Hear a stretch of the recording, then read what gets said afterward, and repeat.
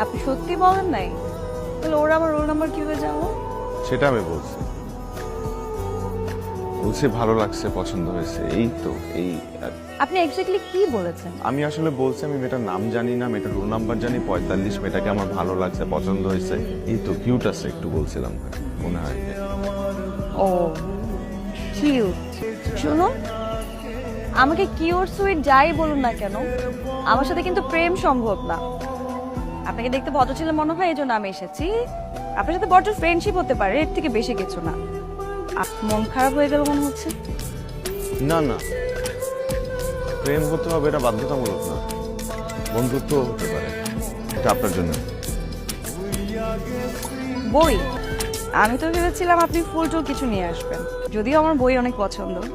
বইয়ের মধ্যে আবার কিছু লিখেছে কি জানি তো। না না, আপনার ফোন নাম্বারটা দেওয়া যাবে?